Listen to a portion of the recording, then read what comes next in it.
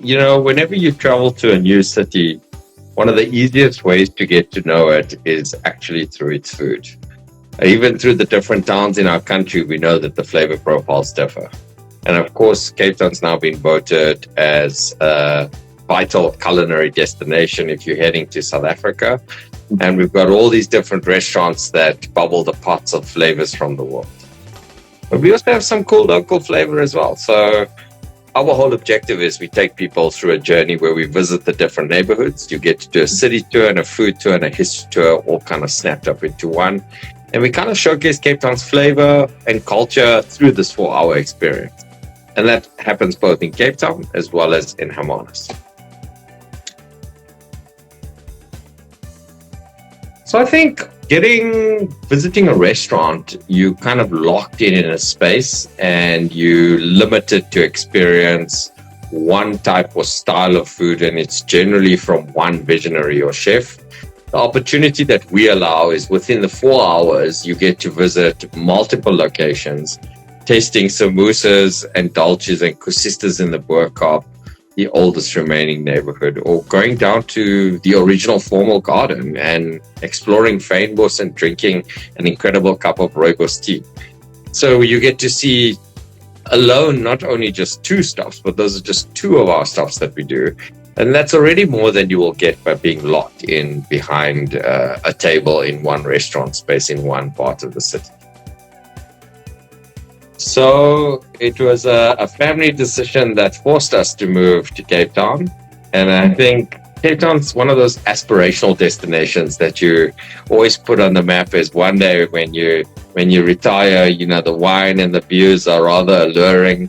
And most South Africans, especially at Johannesburgers, seek to have a bit of sand through their toes and a little bit of the crisp, cool waters while you're aging like fine wine. So that was the original intention for us to move here at some stage. And fortunately for us, it actually happened a little bit sooner. So it got us here. And we actually started this experience not because we were looking to start a food tourism business, but purely to discover the food culture here. So it was a research process that got us engaged with the local chefs, and then it was a showcase process to show our friends like you and our other friends from Joburg the cool restaurants. And that's how it evolved into the tasting experience that we offer today. So I think often guests come with limited time to the city, so the opportunity to cram as much as possible, including the mountain, potentially Robben Island, definitely the winelands. We give you an experience that talks about Cape Town's history while exploring the food culture. We use the food as a lens to relay that message. And to round it all off, you get to walk in between. So you manage to cram a little more in. So I think for most guests, we have first-time food tour experience, guests experiencing the food tours for the first time. And for them, it opens their mind on a way to actually see a city. For the seasoned professionals of food tours that go around the world, they understand the value of merit behind it. And we often get the comment that we're one of their favorite experiences that they've ever done.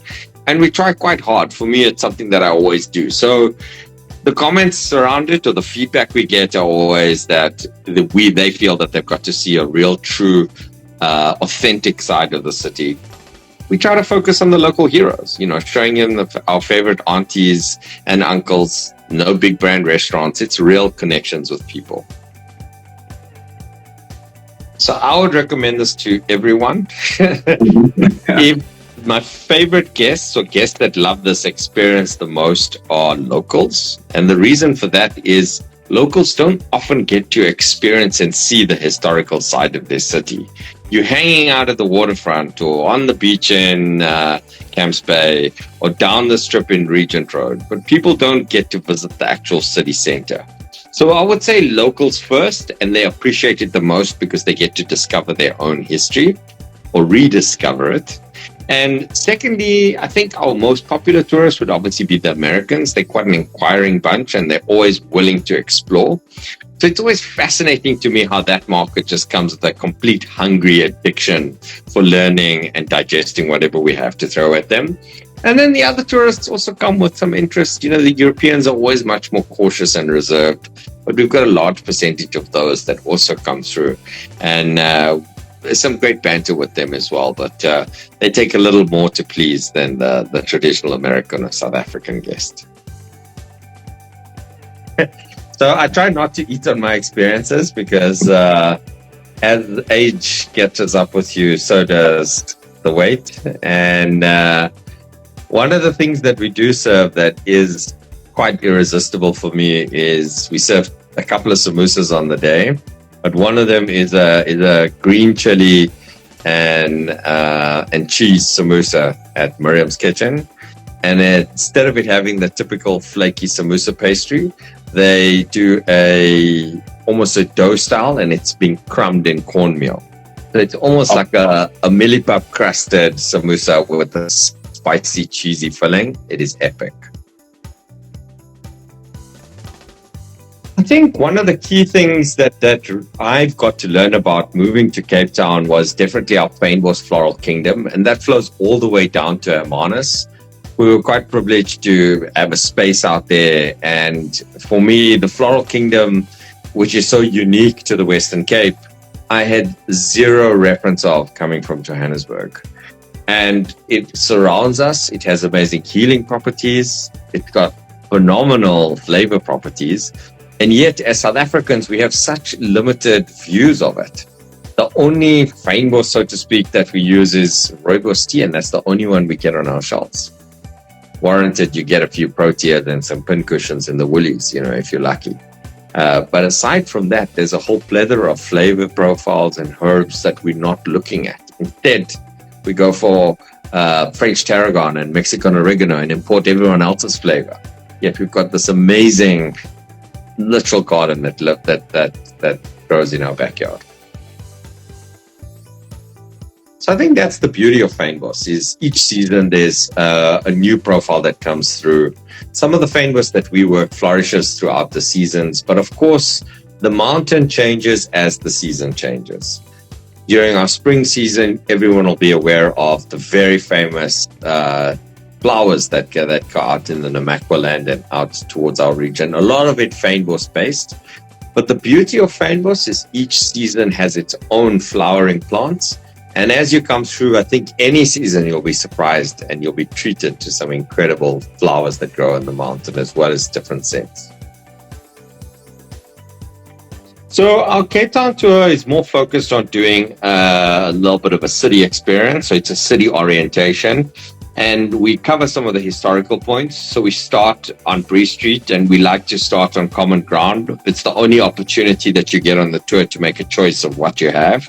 So we start off gently by offering people a hot beverage or something that they're comfortable with. We have a quick little discussion and a briefing for the day before we head to the oldest remaining neighborhood, the Burgkaap. Climbing up the foothills of Signal Hill, the gentle climb leads us into Atlas Trading, talk about spices, the impact of how colonization and as well as migration has changed the way that we as South Africans eat. We're to Faiza's home kitchen. We start off with samosas and dolces and Koo sisters. And she's actually someone that was made famous on Somebody Feed Phil. I know a lot of people would have watched that show. Phil goes around the world eating and people feed him, and Faiza's was made famous being on Phil's show.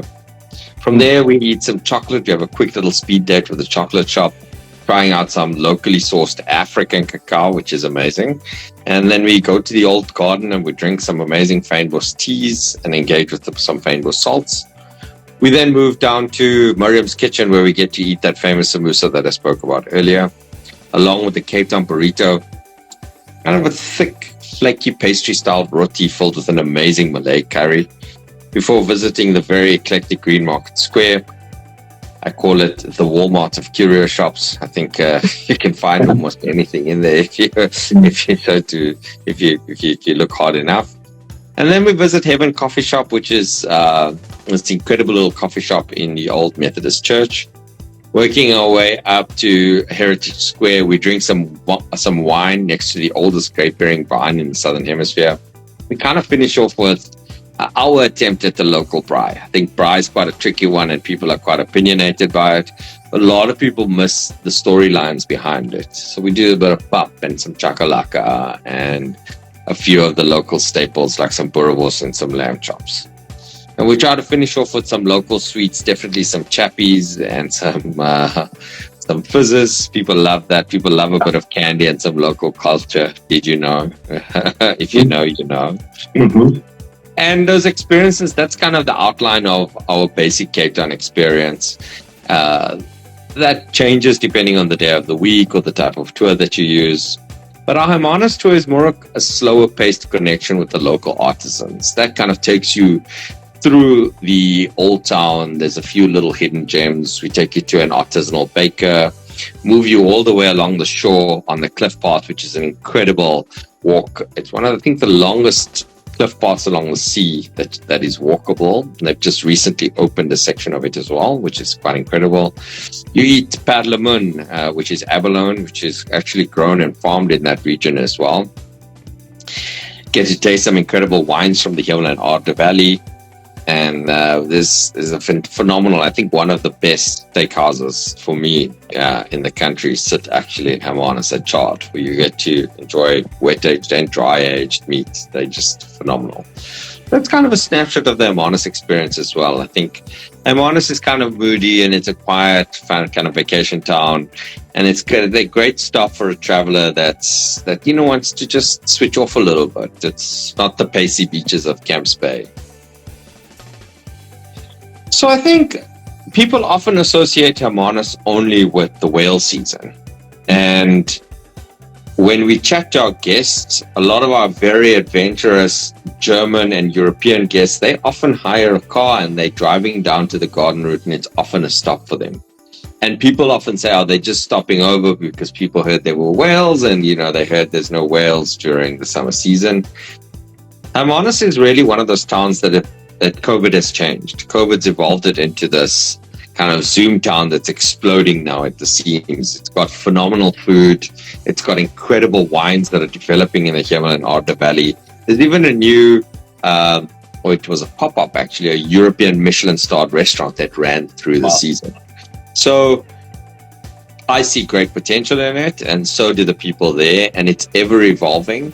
So I think if I had to stop and tell people to stop, it would be, this is that hidden gem. When people talk about true hidden gems, this is one definitely worth making a stop, even if it's just for a glass of wine or a taste of abalone or a little walk to stretch your legs on the cliff path. I definitely think it's one of those little spots that out-of-towners should sink their teeth into.